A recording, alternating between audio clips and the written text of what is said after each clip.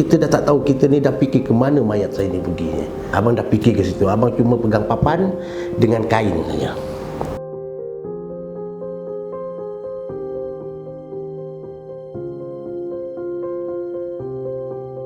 Awal-awal lah abang datang kat Malaysia ni lah, umur abang 11 tahun. Abang memang orang yang susah. Abang datang kat Malaysia ni nak cari kelebihan bagi abang, nak membantu orang tua saya yang telah susah, dibelenggu daripada kesusahan kan. Abang datang kat Malaysia ni curi-curi daripada orang tua saya. Orang tua saya tak tahu. Saya datang Malaysia ni bukan saya tak ada surat apa pun. Saya jalan ikut orang. Cuma saya bawa duit je. Duit tu saya mencuri bapak saya ni. Semulanya abang tak ada sangka abang nak datang kat Malaysia ni. Tak sangka-sangka. Jadi abang ambil duit bapak saya, ambil emas mak saya yang sikit tu, buat modal, buat pergi Surabaya. Sampai Surabaya ni abang nampak ada satu kumpulan datang ke Pulau Pinang. Indonesia ada Pulau Pinang tau.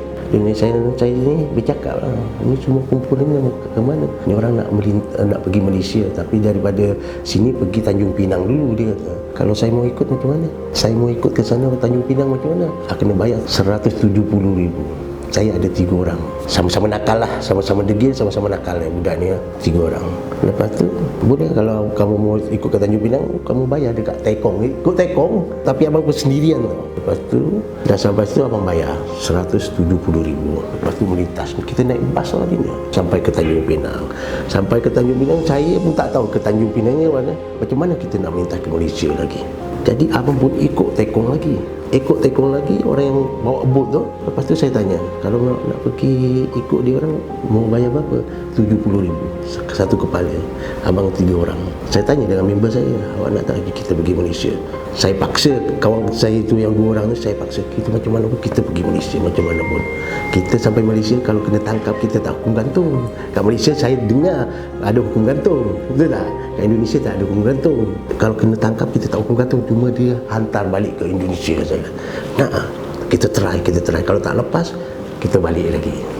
Member saya alhamdulillah dia nak ikutlah bot ni kecil je. Kalau kita duduk lutut dengan lutut bertemu tau, ada 12 orang. Panjang dia dari sini ke sini. Sampai Adinda dah pukul 3 pagi macam tu, dia ribut angin dan hujan kuat sekali. Hujan, kita dah tak tahu, kita ni dah fikir ke mana mayat saya ni pergi. Abang dah fikir ke situ. Abang cuma pegang papan dengan kain saja.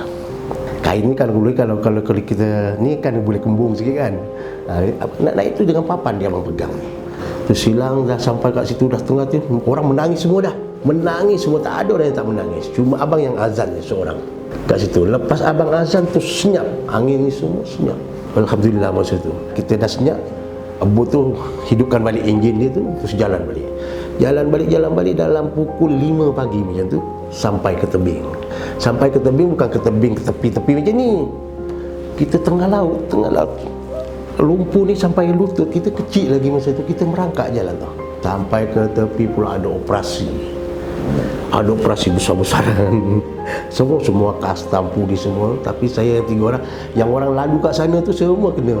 Yang abang 3 orang lari ke situ. Orang degil, tahu je jalan dia macam mana kan. Sampai situ kau tak tahulah kat mana bukit tu, hutan tu kat mana tak tahulah. Saya pergi jalan daripada pukul 8, daripada situ pukul 8 sampai pukul 5 petang. Hujan gerimis. Kita dah tak tahu apa. Kat hutan ni berjalan. Tapi lepaslah daripada custom ni semua. Lepas abang berjalan sampai pukul 5 petang. Kita dah letih. Kita bawa roti satu, tapi air tak ada. 3 orang kawan saya dah menangis dah. Kita cuma minum apa? Minum air yang dalam yang daun dia lebar tu. Kalau ada air kat situ tu, dekat situ kita itu yang minum dengan roti. Makan roti tak sampai habis abang dah tidur dah. Semua dah tidur dah, terlalu letih kan. Pukul 5 pagi dah bising ayam hutan bunyi. Jadi abang terbangun. Lepas tu saya bangunkan kawan semua. Dah pukul 5 pagi, rupanya dah ayam hutan. Banyak juga binatang buas kat Malaysia ni. Bangun dah abang jalan lagi. jalan berapa lama abang, cuma abang makan apa abang dah tahu dah. Dekat hutan ni daun yang boleh makan abang dah boleh tahu, yang ada yang racun ke yang tak racun abang dah tahu dah semua. Jadi tu ni jalan terjumpa lah, lama-lama kelamaan abang terjumpa orang tua tu yang tolong abang bersujud depan orang tua tu, minta tolong saya, minta tolong selamatkan saya. Alhamdulillah jumpa orang tua tu, terus bawa pergi dusun, mungkin apa ke dusun dah, betul lah kat sini dusun. Bini dia ada kat dia, bawa abang, dia mungkin dia nak menoreh getar ke apa kan, dia bawa lah abang pergi dusun dia.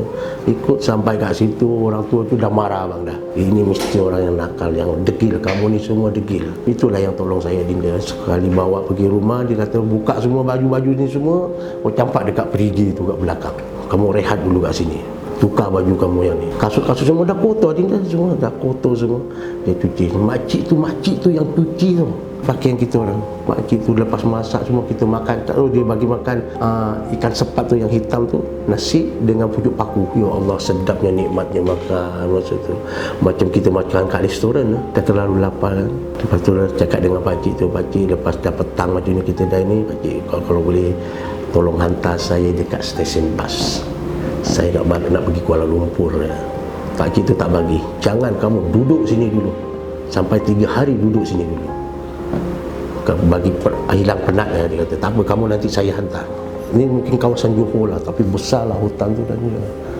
Dan lepas tu dan dia dah 3 hari macam ni, pakcik ni hantar. Tak tahu dia ambil kereta saput ke mana, dia ambil kita orang bawa pergi bas mini. Lepas bas mini tukar lagi, terus pergi stesen bas lagi, baru kita datang sini. Tapi kita bayarlah dengan pakcik tu lah. Pakcik tu tak nak ambil duit tu, saya bayar seorang 70,000, saya ingat 70,000. Itulah pakcik tu yang tolong kita orang. Terus kita pergi stesen bas tu, terus pergi KL lah.